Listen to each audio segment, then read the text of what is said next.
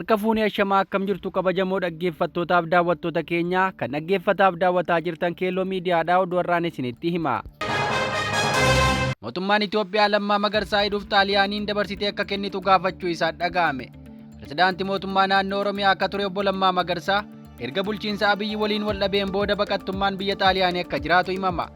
Namni Abey Ahmediin ganamuun isaa himamu Lammaa Magarsaa walmaa guddaa Abeyyiif kan oole deebii Abeyyiin hidhamuuf barbaadamaa jira jechuun ajaa'iba jechuun namootaan qoodamaa jira.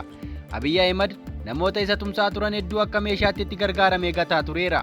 Gatuu qofa osoo hin taane namuma oolmaa oolaa fi ture deebi'ee iraarsuu fi gidirsuun himatama. Lammaan erga biyyaa ba'ees bulchiinsa Abey ammaa qeeqaa turuu isaa miidiyaaleen karaa garaa himaa turaniiru. Gabaasa Itophiyaan kaleessa galgala hojjeteen mootummaan Itoophiyaa Lammaan dabarfamee akka kennamu Xaaliyaanii gaafachuu ibse. Ta'us Xaaliyaaniin gaaffii kan akka kuffifte gabaasichi caqaseera. Sababaan Lammaa Magarsaa mormitoota waliin ta'uun jeequmsa Oromiyaa keessatti adeemaa jiru hammeessaa jira jechuun himatame.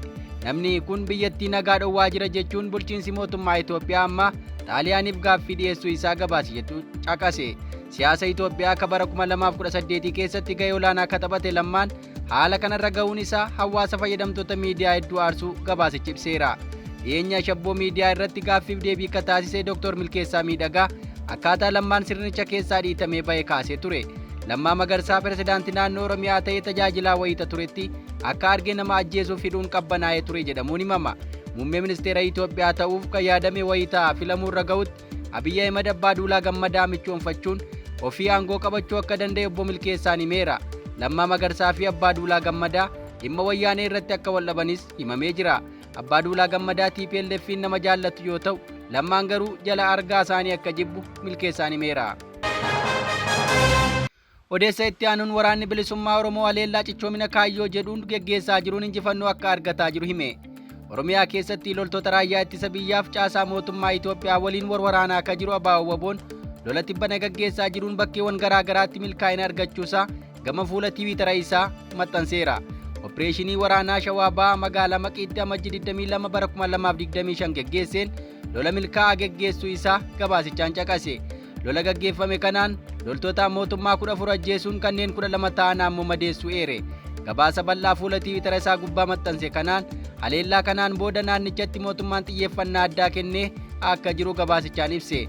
Haleellaa wal fakkaatuun guyyuma jedhame kana godina Booranaa aanaa Gomolee bakka Dhakaa Barruu jedhamutti duula waraanaa ABO'n geggeesseen loltoota mootummaa 52 ta'an ajjeefamuu fi kanneen 19 ta'an ammoo akka madaa'an gabaasichi ibseera. Lola kanaan meeshaa waraanaas booji'uu caqase.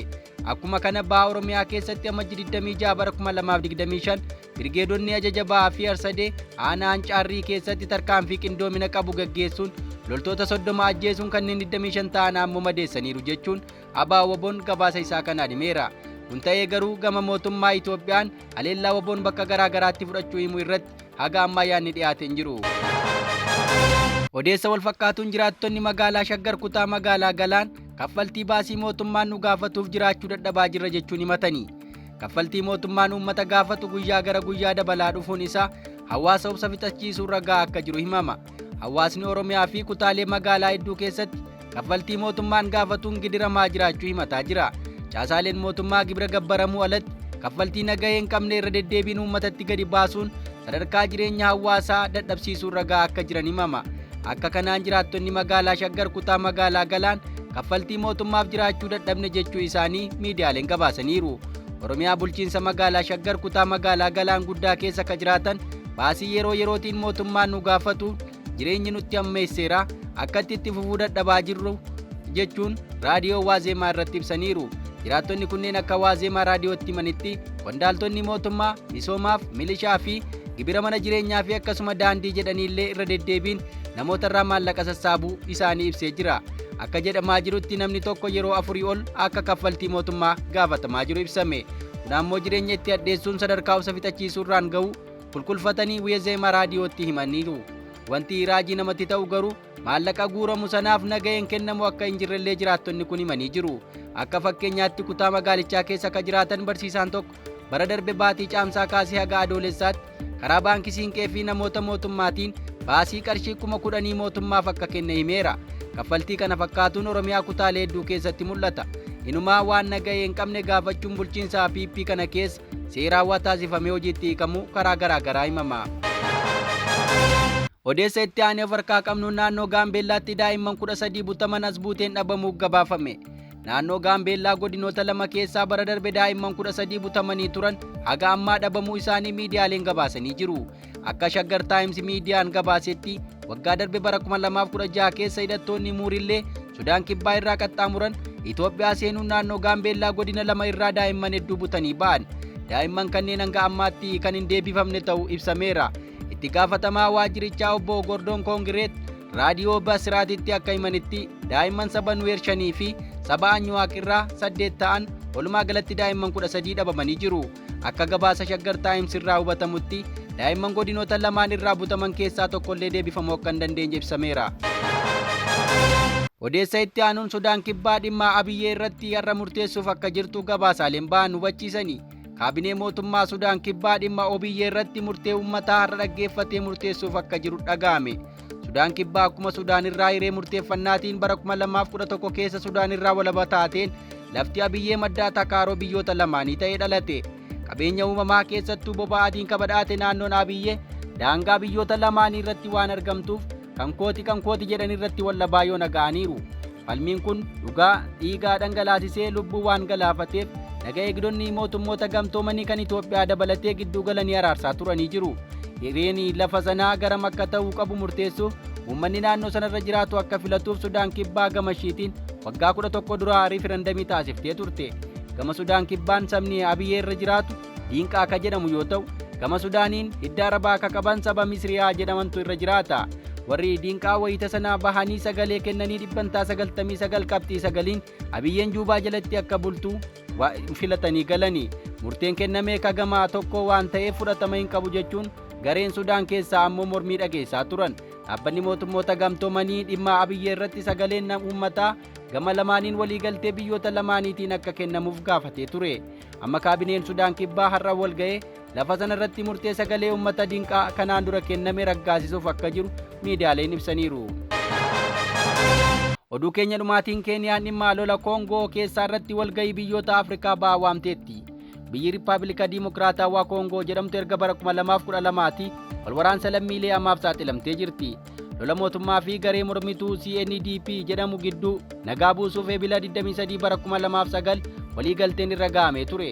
Ta'us waliigalteen tolfame nagaan ni bu'a jedhamee erga abdatamee booda bara 2012 keessa loltoonni gara 300 ta'an harki caalaan isaanii miseensa CNDP turan deebi'anii qawwee kaasanii. Sababni isaas ammoo waliigalteen tolfame mootummaan hin kabajne qabiinsa waraanaa keessatti isaaniif godhamu badaadha jechuun komatanii turan.